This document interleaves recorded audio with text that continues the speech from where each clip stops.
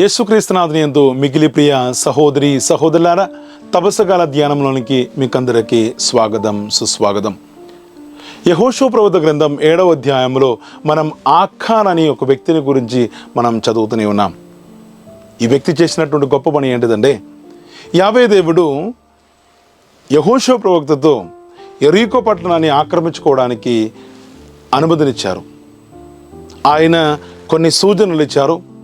యెహోషువ ప్రవక్త దేవుడిచ్చినటువంటి సూచన మేరకు ఆ యెరికో పట్టణాన్ని సొంతం చేసుకుంటున్నారు.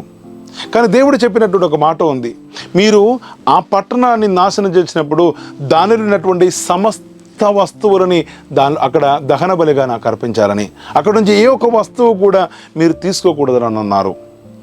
దాదాపు 20 లక్షల మంది జనం ఎవరు చూస్తారని ఎవరు కూడా ఆలోచించినటువంటి ఈ ఆఖాన్ ఆయన ఏం చేశారంటే, ఎవరు కూడా చూడడం లేదు అనుకని చెప్పేసి ఆయన ఆ పట్టణం నుంచి శ్రేష్టమైనటువంటి పట్టు వస్త్రముల నుంచి కొన్ని బంగారం ఇవన్నీ తీసుకొని తన యొక్క గుడారంలో ఒక గోతిని తవ్వి దానిలో దీన్ని పెట్టి దాన్ని కుడిపేసి దాని మీద పరుపుపరుచుకొని తన ప్రశాంతంగా ఉండే. కొన్ని రోజుల తర్వాత యెహోషువ ఈ యెరికో పట్టణానికి పక్కన ఉన్నటువంటి ఐం అనే పట్టణాన్ని సొంతం చేసుకోవడానికి, దానితో యుద్ధం చేసుకోవడానికి సిద్ధమవుతున్నారు. గూఢాచారులను పంపుతూ ఆ పట్టణం యొక్క బలహీనతలు తెలుసుకోవడానికి ఆయన పంపుతున్నారు. పంపించినటువంటి గూఢాచారులు తిరిగి వచ్చినప్పుడు యెహోషువ ప్రవక్తతున్నారు, ఈ పట్టణం చాలా చిన్నది, మనమందరం వెళ్ళి దాని మీద దండెత్తడం అవసరం లేదు, కొంతమందిని మాత్రం పంపిస్తే సరిపోతుందని అన్నారు. యెహోషువ వారి యొక్క మాటను విని ఆ యోధుల నుంచి యుద్ధవీరుల్ని 300 మందిని తీసుకుని వాళ్ళని ఆ పట్టణానికి పంపుతున్నారు. కానీ దురదృష్టం ఏంటిదంటే, ఆ పట్టణపుర వాసులు వీళ్ళందరినీ కూడా ఓడించారు, కొంతమందిని చంపేశారు. ఇది చూసినటువంటి యెహోషువ తన యొక్క బట్టలు చింపుకొని దేవుని యొక్క మందసం దగ్గర ఆయన సాగిలపడి కన్నీటితో ప్రార్థన చేస్తున్నారు. సాయంకాలం దేవుడు వచ్చి యెహోషువతో అంటున్నారు, నువ్వెందుకు బట్టలు చింపుకున్నావు, నువ్వెందుకు ఏడుస్తున్నావు, నేను చేయకూడదని చెప్పినటువంటి పని మీలో ఒక్కడు చేసినందున ఇదిగో ఇశ్రాయేలు అందరూ కూడా ఈ ఓటమికి పాలైందని చెప్పేసి అన్నారు. అది ఎవరని తెలుసుకోవడానికి చీట్లు వేస్తూ చివరికి ఆఖాన్ యొక్క పేరు ఆ చీట్లు వెళ్ళింది. ఆఖాన్ అని అడిగినప్పుడు ఆఖాన్ చేసినటువంటి తప్పిదములు చెప్పారు.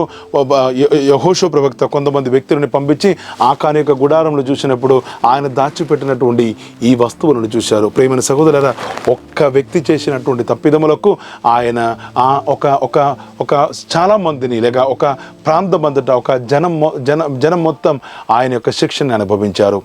ప్రియమైన సహోదరులారా, కొన్ని సంవత్సరాల క్రితం నేను విజయవాడ మేత్రాసనంలో ఉన్నటువంటి విసన్నపేట అని విజయారణలో వడకం చెప్తున్నటువంటి సమయంలో ఈ కథని నేను చెప్పినప్పుడు ఆ వడకం తర్వాత ఒక డాక్టర్ నా దగ్గర వచ్చన్నారు. ఫాదర్, ఆఖాన్ ఒక్క గోతిని తవ్వారు కదా, మేము ఎన్నో గోతులు తవ్వి ఈ విధంగా దాచిపెట్టి ఉన్నామని. ప్రియమైన సహోదరులారా, ఇది వాస్తవమే కదా.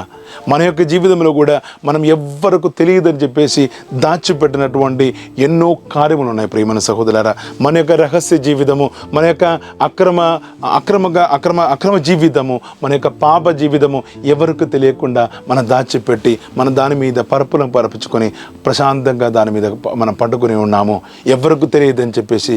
కానీ శ్రాపతులైనటువంటి యేసు జ్ఞాన గ్రంథం 23వ అధ్యాయం 19వ వచనం, దేవుని యొక్క చూపు మానవుని యొక్క సూర్యుని యొక్క వేడిమి కంటే 10,000 రెట్లు కాంతివంతముగా ఉంటుందని వాస్తవాన్ని మాత్రం మనం మర్చిపోతున్నాం. ప్రియమైన సహోదరులారా, ఈ విధంగా చూసినట్లయితే మన యొక్క కుటుంబం, మన యొక్క వ్యక్తిగత జీవితం ఈ విధంగా కుప్పకూలిపోతున్నట్లయితే దానికి ఉన్నటువంటి కారణం మనం ఎవరికి తెలియకుండా మనలోనూ మన యొక్క పూర్వులు వాళ్ళు దాచిపెట్టినటువంటి కొన్ని పాపములు కావచ్చు. ప్రియమైన సహోదరులారా, ఈ పాపాలన్నింటినీ కూడా మనం దేవుని యొక్క సాన్నిధ్యంలో ఒప్పుకునేటప్పుడు మాత్రమే మనకి జీవితాన్ని మనం పరిపూర్ణముగా దేవునికి అర్పిస్తూ మన జీవితాన్ని మనం పరిపూర్ణముగా దేవునికి తెరిచిపెట్టినప్పుడు మాత్రమే ప్రియమైన సహోదరులారా దేవుని యొక్క దీవెనలో మన యొక్క జీవితంలోకి వచ్చేది. లేకపోతే ఆఖాన్ యొక్క పాపం ఒక దేశాన్ని మొత్తం నాశనం చేసినట్లు ఇశ్రాయేలు ప్రజలందరూ కూడా ఆ పాపం యొక్క శిక్షను అనుభవించినట్లు ప్రియమైన సహోదరులారా మనం చేస్తున్నటువంటి పాపం మన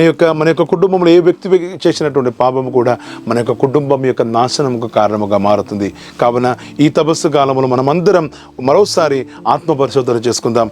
నేను ఎవరికి కూడా తెలియకుండా నేను దాచిపెట్టినటువంటి ఏదైనా పాప అవస్థలు నా యొక్క జీవితంలో ఉన్నాయా, నేను ఆఖానలాగా కప్పివేసినటువంటి ఏదైనా పాప అవస్థలు, ఏదైనా రహస్య జీవితం నాకున్నదా, నేను దేవుని యొక్క సాన్నిధ్యంలో తెలియపరచకుండా, దేవుని యొక్క దృష్టిలో తెలియపరచకుండా దాచిపెట్టినటువంటి ఏదైనా కార్యములు ఉన్నాయా అని మనం ఆత్మ పరిశోధన చేసుకుంటాం.